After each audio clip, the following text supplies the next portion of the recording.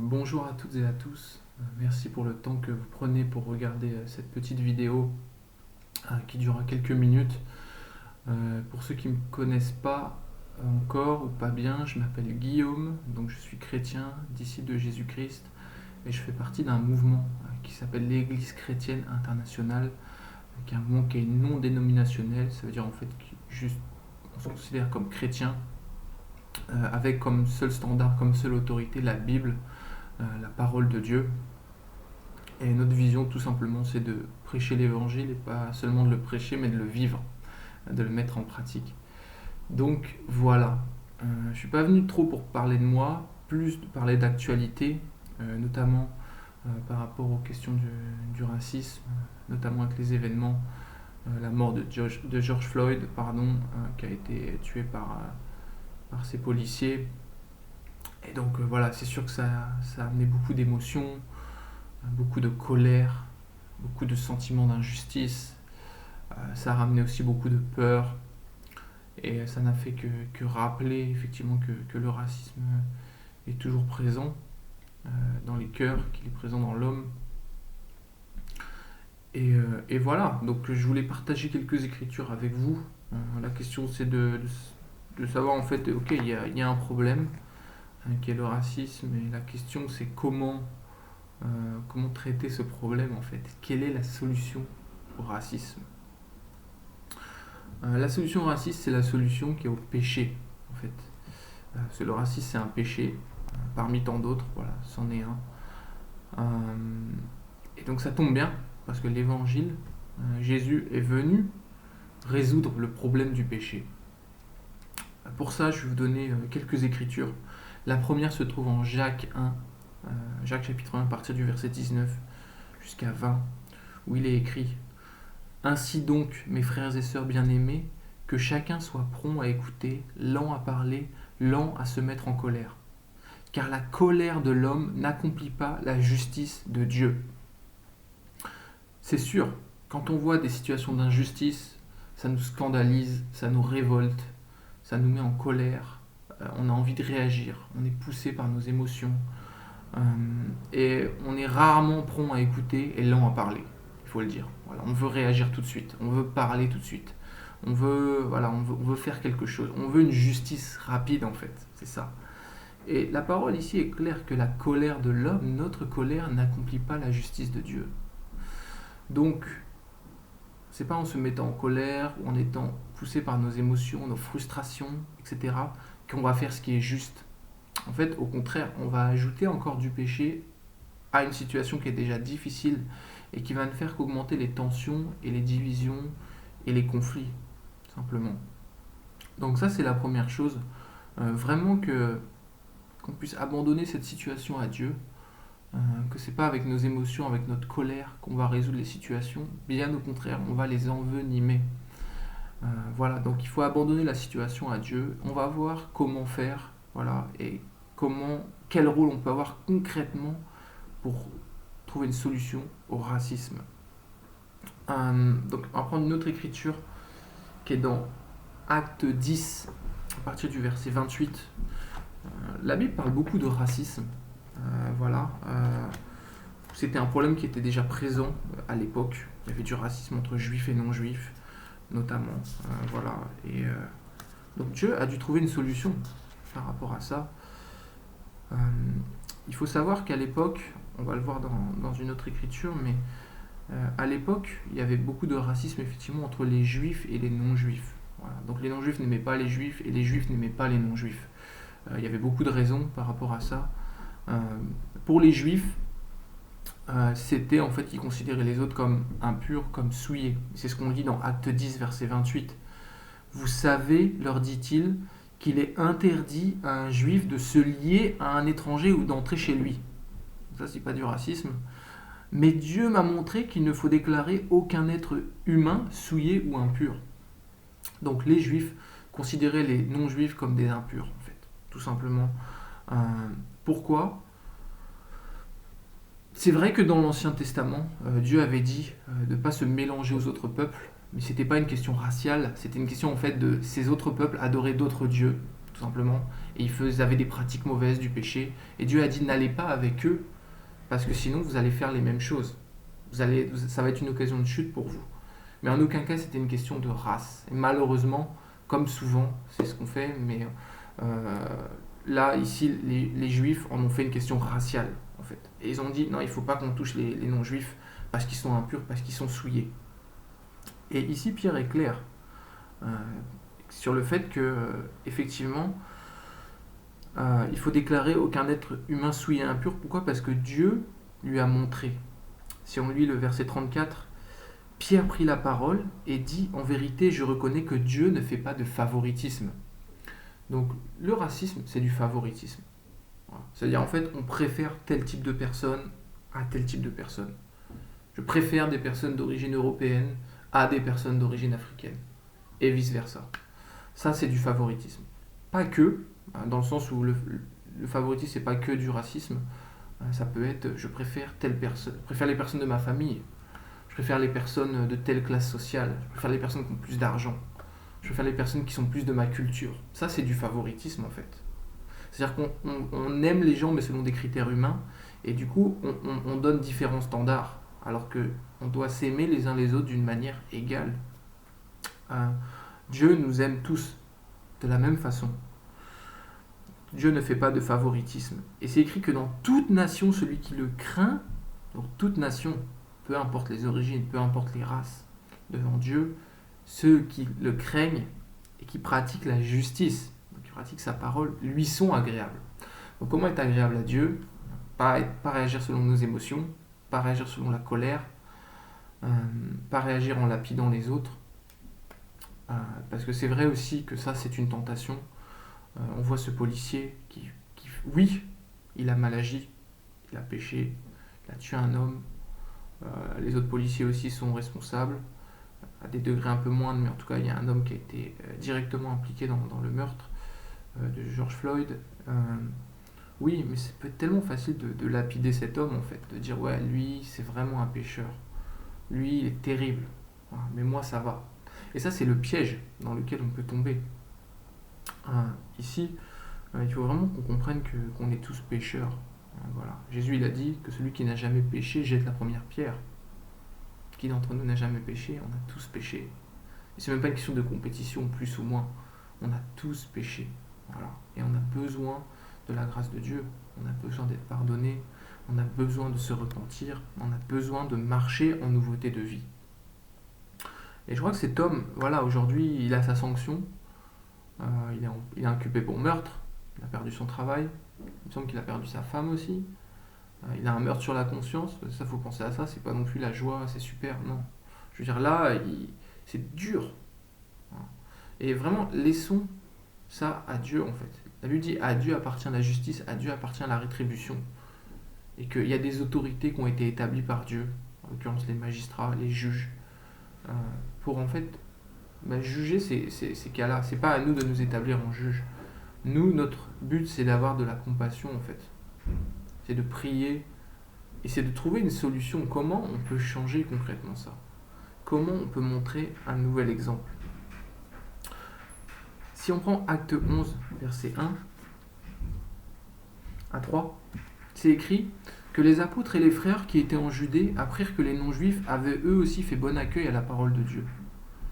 Et lorsque Pierre monta à Jérusalem, ceux qui étaient circoncis lui adressèrent des reproches, en disant « Tu es entré chez des circoncis et tu as mangé avec eux. » Racisme. Donc, il y avait les juifs, les circoncis qui ont dit « Ouais, mais Pierre, tu as été mangé avec des incirconcis. Comment ça ? T'as mangé avec eux, tu es entré chez eux. » Et on fait des reproches, en fait. Verset 18. Après avoir entendu cela, donc Pierre raconte l'histoire, en fait. Il raconte que Dieu lui a montré qu'il ne faisait pas de favoritisme, que Dieu voulait sauver tout le monde, que l'évangile a été prêché, et que les non-juifs ont reçu le baptême du Saint-Esprit, et ils ont été baptisés au nom de Jésus-Christ, ils ont été sauvés, simplement. On dirait que Dieu voulait les sauver de la même manière que les juifs. Verset 18. Après avoir entendu cela, ils se calmèrent et se mirent à célébrer la gloire de Dieu en disant « Dieu a donc aussi accordé aux non-juifs la possibilité de changer d'attitude afin d'avoir la vie. » Donc la solution au racisme, c'est Dieu. La solution au racisme, c'est sa parole, c'est son amour, tout simplement. Ici, ces juifs-là étaient racistes, mais quand ils ont vu la puissance de Dieu, quand ils ont vu que Dieu les aimait, que Dieu les sauvait également, ils se sont dit, ok, le racisme n'a plus lieu d'être. Parce que qui suis-je moi pour dire à la place de Dieu? Qui suis-je pour établir mes standards humains? Pour dire que telle personne n'a pas le droit d'être sauvée, que telle personne n'a pas le droit d'être aimée, que je dois préférer tel type de personne à tel type de personne. Non. Dieu a montré clairement qu'il aime tout le monde, qu'il veut sauver tout le monde. Pour vous donner mon témoignage, j'étais raciste avant. Voilà. J'étais raciste, j'avais beaucoup de préjugés sur les personnes d'origine africaine, sur les personnes d'origine maghrébine, sur les personnes d'origine juive. Et c'était toutes sortes de mauvaises pensées ou de jugements que je pouvais avoir vis-à-vis d'eux. Ouais, c'était une forme de mépris, une forme de haine et le rejet. Voilà, parce que aussi je me sentais rejeté. Voilà, j'avais aussi beaucoup de préjugés sur les immigrants et je les voyais comme des boucs émissaires. En fait, je me disais, voilà, les immigrants, ils sont responsables des problèmes économiques, que ça va modifier la culture en France, que ça va modifier tout, en fait. Et j'avais des insécurités. J'avais des insécurités par rapport au fait, ouais, j'avais peur de perdre ma culture, peur de perdre mon identité nationale, peur de ne pas avoir de travail, voilà, les problèmes économiques, etc. Peur d'être rejeté, peur de ne pas trouver ma place. Donc toutes sortes d'insécurités, et c'est ça en fait qui vient nourrir le racisme, c'est la peur. C'est la peur de l'autre, la peur d'être rejeté par l'autre. D'ailleurs, j'avais pas beaucoup d'amis en fait d'origine, d'origine africaine, maghrébine ou juive, j'en avais très très peu à cette époque-là, voilà. Parce qu'il y avait en fait ce racisme, quoi, tout simplement. Et j'avais aussi été victime de racisme. Moi, j'avais déjà eu des reproches qu'on m'avait fait par rapport à mon origine. Et ça peut sembler fou, voilà, qu'on soit blanc en France et avoir du racisme. Mais j'en avais eu aussi, voilà, c'est arrivé. Donc montrer vraiment qu'il y a du racisme de tous les côtés, malheureusement. Et donc, ouais, ici, ce qu'on voit aussi, c'est que le racisme, c'est pas forcément le rejet de l'autre. Enfin, le rejet s'exprime comment, en fait, le rejet de l'autre? Ça peut être une attaque frontale envers certains types de personnes. Certains types de personnes sont comme ça. Euh, bon, basiquement, l'exemple le grand, c'est Hitler, voilà, qui a vraiment voilà, pris comme bouc émissaire un type de population, en l'occurrence les juifs. Ça, c'est un racisme qui est ouvert, c'est un racisme qui est agressif, c'est un racisme qui s'en cache pas. Ces racismes-là, ils existent, mais ils sont plus rares. Il y a un racisme qui est beaucoup plus courant et qui est beaucoup plus latent. C'est le racisme, en fait, je dis rien, parce que c'est dur d'assumer d'être raciste. Je ne vais pas agresser les gens d'autres origines, je ne vais pas être méchant vis-à-vis d'eux, mais je ne vais pas les fréquenter, en fait. Je ne vais pas me mélanger avec eux. Et c'était le racisme dont les juifs faisaient preuve à l'époque, dans la Bible, et que les non-juifs aussi, très certainement, avaient envers les juifs. Et en fait, ce racisme de je fréquente que les personnes qui sont comme moi. Je fréquente que les personnes d'origine juive parce que je suis juif. Je fréquente que les personnes d'origine européenne parce que je suis européen. Je fréquente que les personnes d'origine africaine parce que je suis africain. Et en fait, c'est le communautarisme. Et le communautarisme est une forme de racisme parce qu'on va que avec les gens qui ont la même couleur de peau, la même origine que nous. Et c'est là le message qu'on envoie, en fait, c'est un message de rejet vis-à-vis des autres.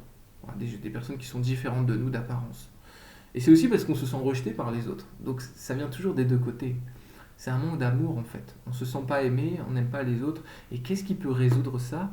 C'est l'amour de Dieu. C'est l'amour de Dieu. C'est comprendre que Dieu nous aime, qu'il nous accepte tous et qu'il a le pouvoir de nous unir. Je vous donnerai la suite de mon témoignage après. Je vais partager une dernière écriture avec vous. Une avant-dernière écriture plutôt. C'est dans Éphésiens chapitre 2.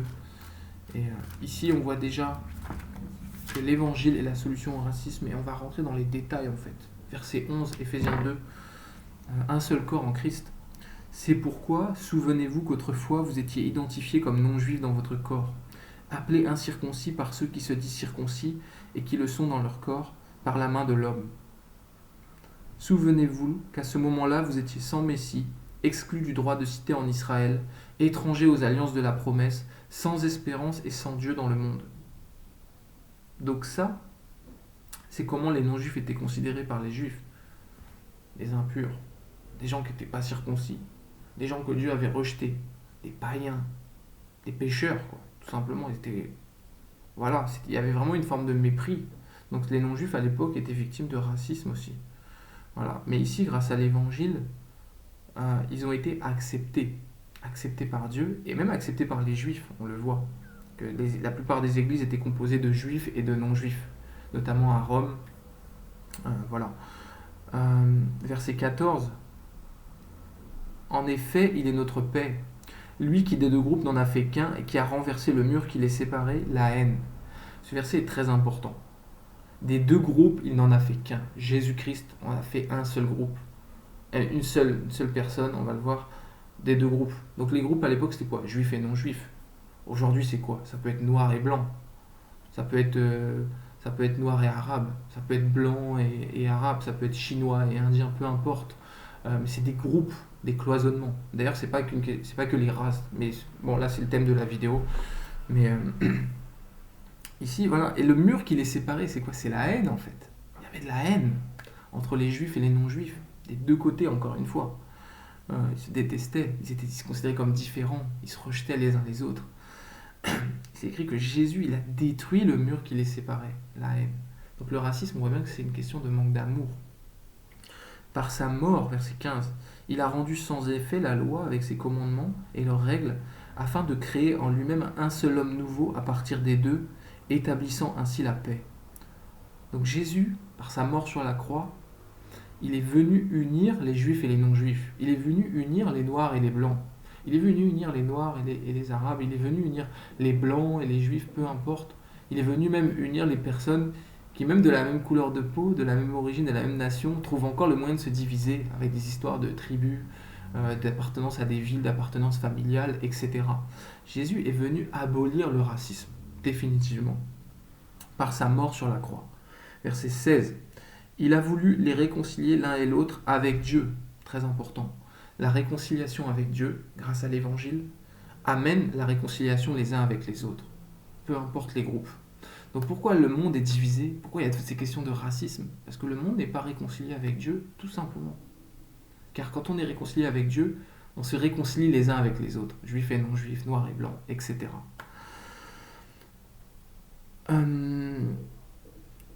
C'est ça. Donc il a voulu les réconcilier l'un et l'autre avec ça, en les réunissant dans un seul corps. Donc ce un seul corps qui est l'Église. Au moyen de la croix, en détruisant par elle la haine. Donc à la croix, la haine a été détruite. Le racisme a été détruit, le péché a été détruit. Il est venu annoncer la paix à vous qui étiez loin et à ceux qui étaient près. À travers lui, en effet, nous avons les uns et les autres accès auprès du Père par le même esprit. Donc ceux qui étaient loin, c'était les non-juifs. Et ceux qui étaient près, c'était les juifs à l'époque. Donc que Dieu est venu faire la paix avec tout le monde. Voilà. À travers Jésus-Christ, à travers sa mort sur la croix. Et à travers lui, on a les uns et les autres, noirs et blancs, juifs, arabes, indiens, chinois, peu importe. On a accès auprès du Père par le même esprit. Donc cette promesse de l'évangile, elle est pour tout le monde. Et c'est vraiment important de comprendre que le problème du racisme, le problème du péché d'une manière générale, bien sûr le racisme c'est péché, c'est un problème de cœur. Donc c'est pas en mettant des lois extérieures ou en forçant les gens ou en les menaçant que ça va résoudre le problème en fait. Le problème va être résolu grâce à l'évangile. L'homme va avoir un nouveau cœur grâce à la parole de Dieu, grâce à son obéissance à l'évangile. C'est la promesse que Dieu nous donne, que Dieu nous libère du péché.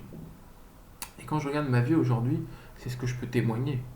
J'étais raciste avant, je voyais certains types de populations comme des boucs émissaires, je pouvais les accuser de beaucoup de maux, je pouvais avoir des préjugés, des jugements envers eux, ne pas les fréquenter. C'était vraiment du racisme. Aujourd'hui, ma vie a totalement changé. Voilà. Dans ma relation avec Dieu, bien sûr, donc je suis devenu une nouvelle personne, où j'apprends à aimer les autres, j'apprends à aimer les personnes qui sont différentes de moi d'apparence. Je dis bien d'apparence, parce qu'en fait, on n'est pas différents à l'intérieur. Voilà, on a beaucoup de choses en commun.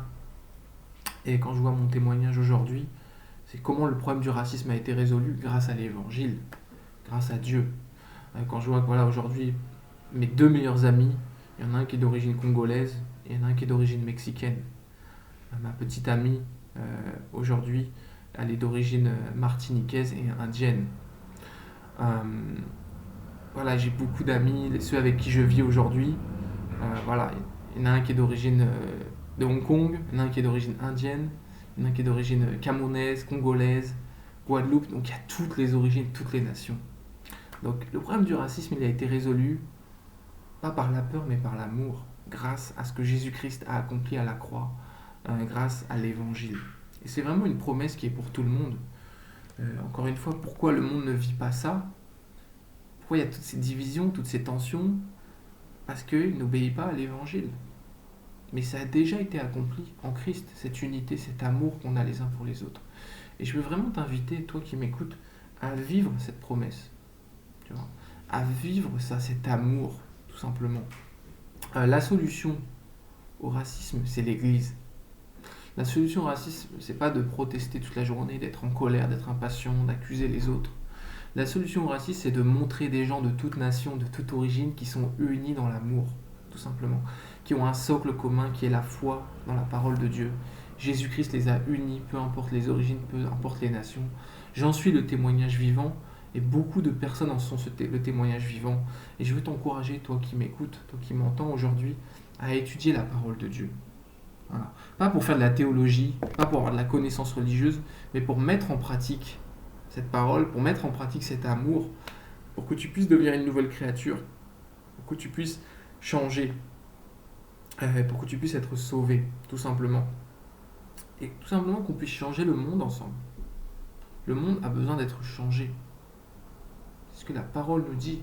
Que Jésus, il n'est pas venu pour condamner le monde, mais pour le sauver. Donc pour que le monde soit sauvé, il faut qu'il change. Et voilà, soyons des porteurs de ce message de l'évangile qui est la solution au racisme. L'Église est la solution au racisme.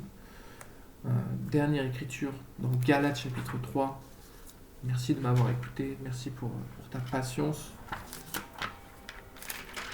Galates 3, verset 26. Vous êtes tous fils de Dieu par la foi en Jésus-Christ. Tous. En effet, vous tous qui avez été baptisés en Christ, vous êtes revêtus de Christ. Il n'y a plus ni juif ni non-juif. Il n'y a plus ni noir ni blanc. Il n'y a plus ni chinois ni indien, etc. Il n'y a plus ni esclave ni libre. Il n'y a plus ni homme ni femme, car vous êtes tous un en Jésus-Christ. Ça, c'est l'unité en fait. Ça, c'est l'Église. On est tous unis, une personne en Jésus-Christ. Enfin, non pas qu'on est des personnes différentes, bien sûr. On a nos particularités, on a nos différences, et c'est ça qui est beau. Voilà, mais on est tous unis, plutôt plus exactement, en une personne qui est Christ. On est tous unis grâce à la parole de Dieu. Donc voilà, merci de m'avoir écouté. N'hésite pas, je t'en prie, je t'en supplie, à m'envoyer un message en commentaire ou en Messenger pour qu'on puisse étudier la Bible ensemble, qu'on puisse étudier la parole de Dieu ensemble, et qu'on puisse changer le monde ensemble, et qu'on puisse détruire le racisme ensemble, parce que Jésus-Christ l'a déjà accompli. Voilà, merci pour tout, merci de m'avoir écouté. Je te dis à très bientôt. Ciao, ciao, bye bye.